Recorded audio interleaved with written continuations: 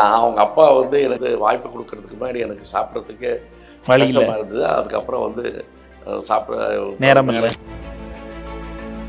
சரி வர சொல்லு அப்படின்னு சொல்லிட்டு ஒரு பாட்டு தான் நான் கொடுப்பேன். பாட்டு நல்லா இருந்தால் ஒரு பாட்டு தான். அவர் வந்து ஒரு படத்துக்கு நான் இவ்வளோ வாங்குறேன், ஒரு பாட்டுக்குள்ளே வாங்குறேன், ஏதோ ஒரு சின்ன ஒரு விஷயங்கள் அதில் நடந்தது. Salary issue. ஆமாம். நான் இப்போ இயக்குனராக ஒரு 6 பரிமாணம் எடுத்ததுக்கப்புறம், தயாரிப்பாளராக எடுத்ததுக்கப்புறம், அவர் செஞ்ச முதல் வேலை, ஒரு டைரக்டர் வந்து ஒரு பெரிய ஹிட்டு கொடுத்துட்டாருன்னா, அவங்க நம்ம தான் நடிப்பு சொல்லி கொடுத்தோம், நம்ம ஏன் நடிக்கக்கூடாதுன்ற ஒரு ஃபேமிலி மேட்டர், அவர் சந்தித்த இன்னல்கள், கஷ்டப்பட்டு வந்தது எல்லாம் மைண்டில் வச்சுக்கிட்டு தான். ஸோ அவங்களுக்கு வந்து அந்த ஃபவுண்டேஷன் நல்லாயிருக்கும். அங்கிருந்து வந்தது நான் வந்து வரலாம். அது அந்த ஃபவுண்டேஷன் தான் இன்னைக்கு ஹிந்தியில் இருக்குது. நமக்கு அமைச்சூர் பக்கம் வந்துருச்சுல்ல, நம்மளுக்கு அமைச்சூர் வந்தாலும் அவங்களுக்கும் கொஞ்சம் இப்போ ஏன்னா இப்போ எஸ் வி சேகர் மட்டும்தான் இந்த ட்ராமா நடத்திக்கிட்டு இருக்காரு. இப்போ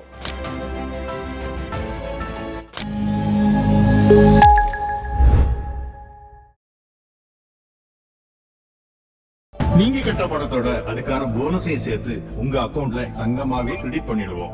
11 மாசம் முடிவுல உங்களுக்கு பிடிச்ச நகையை வாங்கிக்கலாம். டிஜி கோல்டு, இது டெய்லி கோல்டுங்க. சினிமா தொடர்பான நேர்காணல்கள் பலவற்றை நமது நாதஸ் நடத்தி வரும் வேளையில் இன்று நான் உங்களுக்கு அறிமுகப்படுத்தவிருக்கும் நபர் 1960களில் கொடிகட்டி பறந்த இயக்குநர்களில் ஒருவரான KS கோபாலகிருஷ்ணன் என்ற ஒரு இயக்குனர். பல சாதனைகளை படைத்திருந்தார் தமிழ் சினிமாவில்.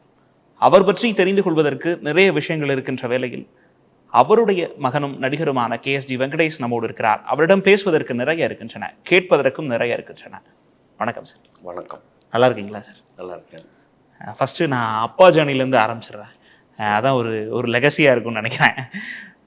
அப்பா KS கோபாலகிருஷ்ணன் அப்படிங்கும் போது இன்றைய தலைமுறையினருக்கெல்லாம் தெரிஞ்சது அவருடைய படங்களில் வசனங்கள் கைதேர்ந்த வசனங்களாக இருக்கும் அப்படின்ற மாதிரியான விஷயங்கள் எங்களுக்கு தெரிஞ்சது ஆரம்பத்தில்.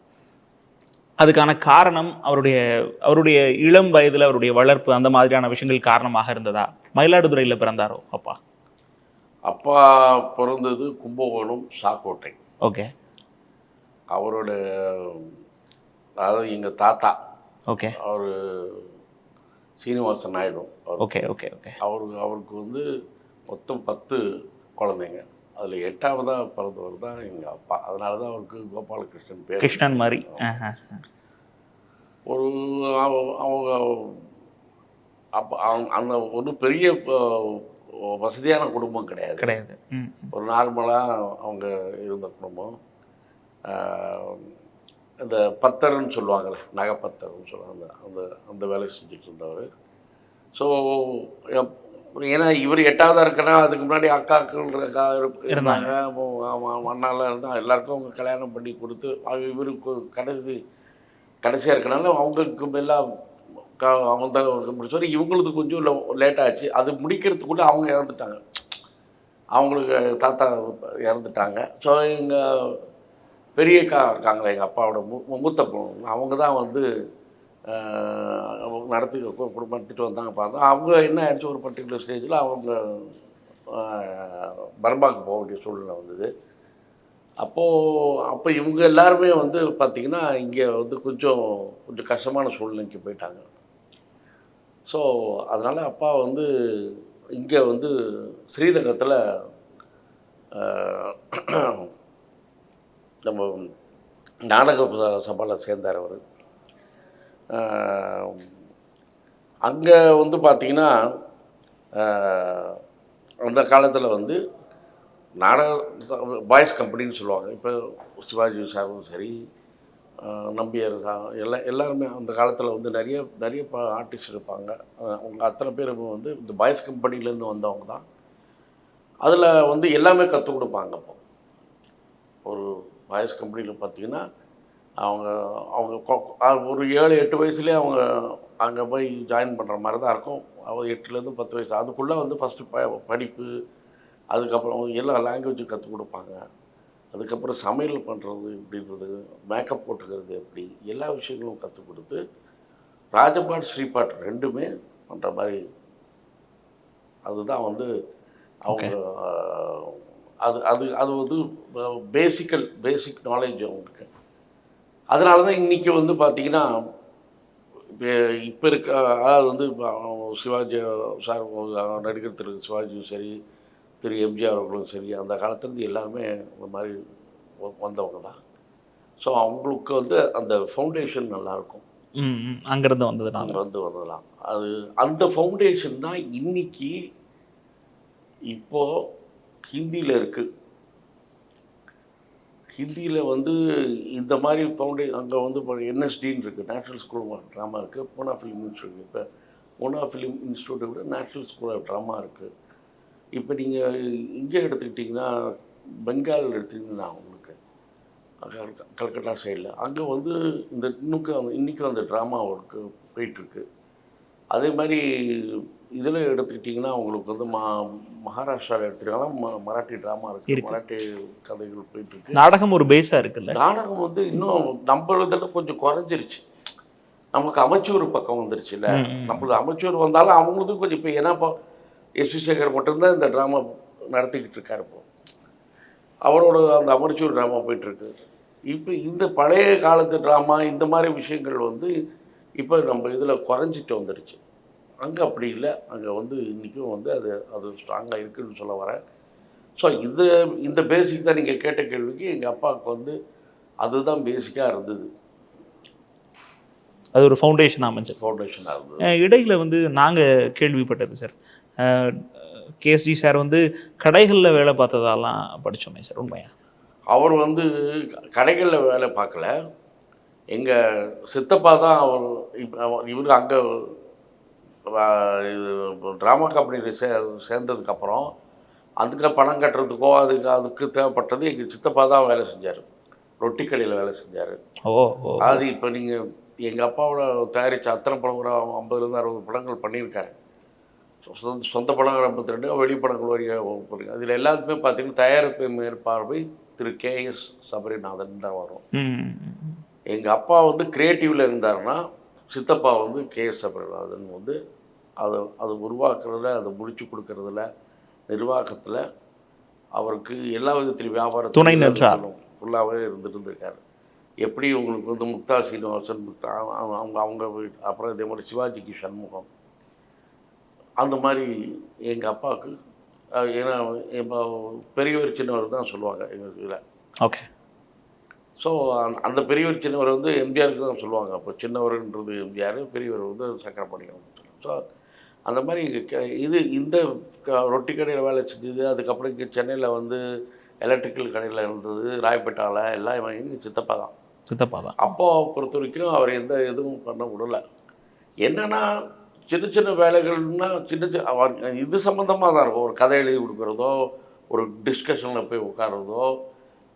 ஏன்னா அவர் அப்போ பாட்டு எழுதுறது தான் ஆரம்பிச்சது, கவிஞராக தான் ஆரம்பிச்சது. கதைகள் வச்சுருந்தா கூட அவர் அப்பா வந்து கவிஞராக தான் ஆரம்பிச்சது. ஸோ அந்த மாதிரி சின்ன சின்ன எந்த ஒரு விஷயங்களாக இருந்தாலும் அவங்க அப்பா வந்து இவர் கூட இருந்து அவங்கள கலந்துப்பாங்க. ஒரு கலந்துக்கிறது விளக்குனீங்க. சரித்திரம், புராணம் அப்படின்னு இருந்த தமிழ் கதைகள், தமிழ் படங்கள், தமிழ் சினிமா அப்படி இருந்த வரிசையில் அப்பாவுடைய படங்கள் தான் ஒரு குடும்ப பாங்கான பெண்களை மையப்படுத்தின படங்களாக இருந்ததோ அந்த சமயத்தில்? அதாவது அந்த காலத்தில் எப்படி சொல்லணுன்னா உங்களுக்கு வந்து இலக்கண தமிழில் தான் பேசுவாங்க. அப்படி தான் ஆரம்பிச்சிது. உங்களுக்கு டோட்டலாகவே இலக்கண தமிழில் தான் பேச ஆரம்பித்து எந்த ஒரு நிறைய படங்கள் வந்து பார்த்திங்கன்னா அந்த இயல்பான வசனங்கள் இருக்காது. இன்ஃபேக்ட் ஆரம்ப கால ஸ்ரீதர படங்களில் கூட அப்படி இருந்தது. இந்த ஸ்டேஜை வந்து மாறுறது வந்து எங்கள் அப்பாவோட அந்த பீரியட்னு வச்சுக்கலாம்.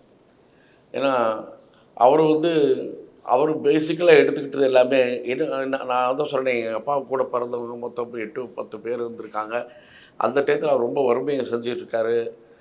அவரோட ஃபேமிலி மேட்டர், அவர் சந்தித்த இன்னல்கள், கஷ்டப்பட்டு வந்தது எல்லாம் மைண்டில் வச்சுக்கிட்டு தான் அவரோட கதைகள் இருந்தது. பேசிக்கலாக சீன்ஸும் சரி, கதைகளும் இருந்தது.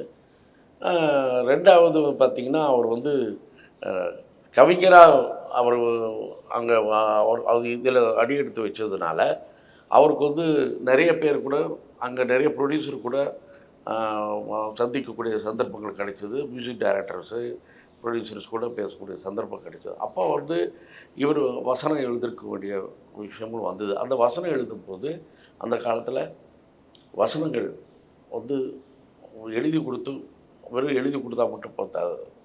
டைரக்டர்ன்றவர் அங்கே கேமராமேன் பக்கத்தில் உட்காந்துருப்பார். ஏன்னா அப்போல்லாம் பார்த்திங்கன்னா லைவ் ரெக்கார்டிங். உங்களுக்கு வந்து சவுண்ட் இன்ஜினியர் ஓகேன்னு சொன்னதுக்கப்புறம் தான் உங்களுக்கு வந்து கேமராமேனை கேட்பாங்க. யாருமே வந்து மானிட்டரும் கிடையாது, ஒன்றும் கிடையாது. அப்புறமா எதுவுமே கிடையாது. ஸோ அப்போ வந்து டைரக்டர் வந்து வசனகர்த்தா யார் எழுதியிருக்காங்களோ அவர் தான் போய் நடிப்பு சொல்லிக் கொடுக்கணும். ஓகே. ஸோ அந்த நடிப்பு தெரிஞ்சிருந்தால் தான் இல்லை ஓரளவுக்கு அவங்களுக்கு தெரிஞ்சிருந்தால் தான் அவங்க வந்து சொல்லிக் கொடுக்க முடியும். இவங்க எல்லாமே பாய்ஸ் கம்பெனியில் இருந்ததுனால அவங்களுக்கு அது வந்து இயல்பாக வந்தது. அது வந்து அவர் சொல்லிக் கொடுக்குற பாணி, அவரே எழுதின வசனங்கள், அது வந்து ரொம்ப எல்லாருக்கும் பிடித்து போய் ஸோ இவருக்கு வந்து இண்டஸ்ட்ரியில் ஒரு பேர் வந்தது, நல்ல வசனகர்த்தா, அதே சமயத்தில் நடிப்பு நல்லா சொல்லிக் கொடுக்குறவருன்ற ஒரு நேம் அவருக்கு இருந்தது. ஓகே. அந்த நேம் தான் அதுக்கு அவர் வந்து இயக்குனராக உருவாக்குறதுக்கு அவருக்கு முக்கியமான தூண்டுகோலாக இருந்தது. உத்தமபுத்திரன் போன்ற படங்கள், அதில் பாடல் ஆசிரியராக இருந்த அதே கேஎஸ்டி சார் அவருடைய படங்களுக்கு வாலி சார் எழுதுகிற மாதிரியான ஒரு அம்சத்தை வச்சுருக்கார். என்ன காரணம் சார்? அதுதான் உங்களுக்கு சொல்கிறேனே. இப்போது இன்னைக்கு அப்போ இதுக்கு ஒரு இப்போ இருக்கிற டைரக்டரோட விஷயங்கள் நான் உங்களுக்கு சொல்லணும். ஏன்னா இப்போ இன்றைக்கி வந்து ஒரு படங்களில் வந்து ஒரு டைரக்டர் வந்து ஒரு பெரிய ஹிட்டு கொடுத்துட்டாருன்னா, ஒரு படமோ 2 படம் பண்ணதுக்கப்புறம் பார்த்தீங்கன்னா நம்ம தான் நடிப்பு சொல்லி கொடுத்தோம், நம்ம ஏன் நடிக்கக்கூடாதுன்ற ஒரு வந்துடுறாங்க. அதுக்கப்புறம் அவங்க ஒவ்வொரு பரிமாணத்தையும் எடுத்துக்கிறாங்க. நம்ம சொல்லி கொடுத்தா நம்ம ஏன் எழுதக்கூடாது, அந்த மாதிரி விஷயம். நடிகர்கள் உட்பட அவங்களே பாடல எழுதுறாங்க, பாடுறாங்க எல்லா விஷயங்களும் அவங்க பண்ணாங்க. இப்போ இது அத்தனையும் தெரிஞ்சவர் எங்கள் அப்பா. இது அத்தனையும் நல்லாவே தெரிஞ்சவர். அதாவது ஒரு யூனிவர்சிட்டியில் படித்து முடிச்சு டிகிரி வாங்கினவர் மாதிரி தெரிஞ்சவர் எங்கள் அப்பா. பாய்ஸ் கம்பெனியில் தெரிஞ்சவங்க தான். ஆனால் ஒரே விஷயம் என்னன்னா, அவங்க முதல்ல பார்த்தது பாய்ஸ் கம்பெனிலையும் வேலை செய்யும் அங்கே வந்து கற்றுக்கும் போது அங்கே ஸ்டூடெண்ட்ஸ் இருந்திருக்காங்க. அவங்கள பொறுத்தவரைக்கும் ஸ்டூடெண்ட்ஸ் சொல்கிறேன், நடிகர்கள்லாம் இருந்திருக்காங்க. அவங்க எதுக்காக வந்து அங்கே கற்றுக்கிட்டாங்க, நாடகத்தில் போய் ஆக்ட் பண்ணணும். நாடகத்தில் ஆக்ட் பண்ணால் இதை அந்த காலத்தில் ரொம்ப கம்மியாக வருமானம் வரும். அதுக்கப்புறம் அதுலேருந்து சினிமாவுக்கு போனால் இதை கிடைக்கும்ன்ற அந்த நம்பிக்கையில் தானே அவங்க வாழ்வாதாரமே அதாக தான் இருந்தது. ஸோ அப்பா வந்து அதெல்லாம் பார்த்துட்டு வந்துட்டு அவருக்கு ஒரு இயக்குனராக ஒரு பரிமாணம் எடுத்ததுக்கப்புறம், தயாரிப்பாளராக எடுத்ததுக்கப்புறம் அவர் செஞ்ச முதல் வேலை, நமக்கு எல்லாம் தெரிஞ்சிருந்தால் கூட நம்ம கூட இருந்திருக்காங்களே அவங்க எல்லாத்துக்கும் நம்ம வாய்ப்பு கொடுக்கணும், புதியவர்களை வாய்ப்பு கொடுக்கணும். அவங்க இதுதான் அப்படி தானே இருக்காங்கன்ற பார்த்தீங்கன்னா, எங்கள் அப்பா படங்கள் அத்தனை பேரும் பார்த்திங்கன்னா அந்த காலத்து நடிகர்கள் எல்லாமே இருப்பாங்க. பாய்ஸ் கம்பெனி சாமி கண்ணு, கரிக்கோல் ராஜு, கள்ளப்பாட்டு நடராஜன்னு, இன்னும் நிறைய பேர் இருந்திருக்காங்க. நிறைய பேர் அவங்களை யாரும் ஏதாவது ரோல் மாறி மாறி கொடுத்துக்கிட்டே இருப்பார். இன்னைக்கு சொல்ல போனால் வெங்கட் பிரபு ஃபிலிம்ஸ், வெங்கட் பிரபு, இப்போ இவர் பேர் நம்ம பாரஞ்சித், அவங்க எல்லாம் மாரி செல்வராஜ், அவருடைய படங்கள்லாம் இவங்க இருக்கா. அந்த மாதிரி அவரை விட்டு கொடுத்ததே இல்லை. எல்லாருக்கும் அந்த வாய்ப்புகள் கொடுத்துட்டு இருந்தார். அப்போ தான் அவர் உடுமலை ஆக்சுவலாக அப்பா உடுமலை நாராயணக்கிட்ட கல்விக்கிட்டு தான் கற்றுக்கிட்டாரு. அவர்கிட்ட எழுதிக்கிட்டு இருந்தார், அசிஸ்டண்ட்டாக இருந்தார். ஸோ அதனால் எல்லாருக்குமே பார்த்திங்கன்னா அவருக்கு பாட்டு எழுதுனா கொஞ்சம் நல்லா யோசித்து தான் எழுதுவாங்க. அப்படி இருக்கும்போது கண்ணதாசன் அந்த பீரியடில் பாப்புலர். அதாவது இவர் அந்த பீரியட் முடிஞ்சதுக்கு அப்போ கண்ணதாசன் தான் வந்துருக்காரு. கண்ணதாசனுக்காக தான் அந்த படத்தில் கற்பகத்தில் பிளான் பண்ணது அப்போ. ஓகே. அது அப்போ என்னன்னா 4 பாட்டு அவர் எழுதணுன்றதப்போ அவர் வந்து ஒரு படத்துக்கு நான் இவ்வளோ வாங்குறேன், ஒரு பாட்டுக்கு இவ்வளோ வாங்குறேன்னு ஏதோ ஒரு சின்ன ஒரு விஷயங்கள் அதில் நடந்தது. Salary issue. ஆமாம். அது அது ஒரு பெருசாக ஒன்றும் கிடையாது. சரி அப்போ அந்த டைம் பார்த்தீங்கன்னா, எம்எஸ் விஸ்வநாதன் இருக்கார்ல, அவர் தானே மியூசிக் அதில. அவருக்கு வந்து அவர்கிட்ட இவர் வாய்ப்பு கேட்டுட்டு இருந்தார். யார் வாலி வாய்ப்பு கேட்டுட்டு இருக்கும்போது, அப்போ அவர் என்ன பண்ணார், இவர் கவிஞர் தானே அப்பா வந்து சொன்ன அவர்கிட்ட சொல்லியிருக்காரு, இந்த மாதிரி நம்ம பையன் நல்லா எழுதுறான். அவனை அவனை வந்து நீங்கள் அறிமுகப்படுத்தினான்னு கேட்போம். சரி வர சொல்லு அப்படின்னு சொல்லிட்டு ஒரு பாட்டு தான் நான் கொடுப்பேன். டெஸ்ட் பண்ணுவேன். ஆமாம், அந்த பாட்டு நல்லா இருந்தால் ஒரு பாட்டு தான் அப்படின்றது. ஏன்னா அவருக்கு மைண்டை சரி எப்படிலாம் அப்புறம் கண்ணதாசன் பண்ணிக்கலாம் அப்படின்னு தான். ஸோ அந்த அந்த முதல் பாட்டை அவர் எழுதுனது வந்து பக்கத்து வீட்டு பருவம் பூச்சான்ற பாட்டு தான் அவர் எழுதுனது. சார் அது பிடிச்சி போக அவருக்கு வந்து அப்படியே அடுத்த பாட்டு 4 பாட்டு கொடுத்தாரு. அதில் வந்து பி. சுசீலா தான் அந்த 4 பாட்டு பி. சுசீலா தான் பாடினாங்க. அதில் வேறு மேல் வாய்ஸே கிடையாது. அவ்வளோ சூப்பர் ஹிட் பாடல்கள் அதில். அந்த 4ம் அவ்வளோ பெரிய சூப்பர் ஹிட். அதுவும் மண்டவனே அழலாமல் அத்தைப்படி மெத்தேடி 2மே வந்து ரொம்ப அருமையாக அவங்களுக்கு வந்து அமைஞ்சது அது. அதுக்கு வந்து அதான் வாலி 1000 விழாவில் சொல்லும்போது கூட நான் ஆக்சுவலாக நான் போயிருந்தேன் அந்த ஃபங்க்ஷனுக்கு. அவர் நிறைய விஷயங்கள் சொல்லிட்டு வந்தால் எல்லாருக்கும் நன்றி சொல்லிகிட்டு இருக்கும்போது, இந்த உட்காந்துருக்கானே கூனாக்கான பையன் உட்காந்துருக்கான். நான் அவங்க அப்பா வந்து எனக்கு வாய்ப்பு கொடுத்ததுக்கப்புறம் எனக்கு வந்து வாய்ப்பு கொடுக்கறதுக்கு முன்னாடி எனக்கு சாப்பிட்றதுக்கே கஷ்டமாக இருந்தது. அதுக்கப்புறம் வந்து சாப்பிட நேரம் இல்லைன்றது சொன்னார். ரஜினி கூட அதை ஃபாலோ பண்ணி அவர் போட்ட அவர் எம்எஸ்வியும் அவருக்கு போட்ட பிச்சு தான் நான் இன்னைக்கு இந்த அளவுக்கு இருக்கேன்றது அவருக்கு ரொம்ப அது அது மட்டும் இல்லை. அவர் நிறைய பேட்டிகள் அவர் என்ன சொல்லியிருக்காருன்னா, இதே கேள்வி கேட்டிருக்காங்க. நீங்கள் கவிஞராக இருக்கீங்க, அவர் வந்து கவிஞராக இருந்தவர். அவரும் உங்களை வந்து அந்த படத்தில் பண்ணும்போது அவருக்கு வந்து தலையிட்டாரா, உங்களை டாமினேட் பண்ணாரா அப்படின்லாம் கேட்டிருக்காரு. அப்போ அவர் சொல்லியிருக்காரு, இல்லை அவர் என்ன ஒரே ஒரு விஷயம் என்ன சொன்னார்னா, நான் பொதுவாகவே இப்போ அவர் படங்களை நான் பண்ணும்போது அவர் அவர் அவர் கற்பகத்தில் வந்து பாப்புலர் ஆனால் கூட அவர் படங்கள் பண்ணும்போது எப்படி இருந்தாலும் கேஎஸ்ஜியோட இன்ஃப்ளூயன்ஸ்னால தான் அவருக்கு வந்து அவரோட படங்களில் பாட்டெலாம் நல்லாயிருக்கு, ரொம்ப அர்த்தமுள்ளதாக இருக்குன்றது ஒரு பேச்சு வரும். ஆனால் அவர் அந்த விஷயத்தில் அவர் எப்போவுமே தலையிட்டது கிடையாது. எழுதி கொடுப்பார், ஒரு வாட்டி சொல்லுவார். என்னென்னா கரெக்டாக சிச்சுவேஷனை சொல்லுவார். இந்த சிச்சுவேஷனுக்கு இந்த பாட்டு ஓணுன்றது கரெக்டாக நம்மளை புரிய வைப்பார். அதுக்கு தகுந்த நான் எழுதி கொடுத்துட்டு அதில் எந்த திருத்தமும் இருக்காது, கரெக்டாக பண்ணிட்டு வந்தார். அதனால தான் இன்றைக்கே வந்து அவரோட படங்களை நானும் பாட்டு எழுதும்போது எனக்கு நல்லா என்னோடய பேர் தனித்தனிமையாக அமைஞ்சுது. ஓகே. கேஎஸ்ஜி படம்லாம் வாலி எழுதியிருக்காருன்ற பேர் அமைஞ்சுதுன்றது அவர் வாயாலே சொல்லியிருக்காரு. ஸோ இதனால தான் வந்து அப்பா வந்து அவங்க எல்லாருக்கும் வாய்ப்புகள் கொடுக்கணும்.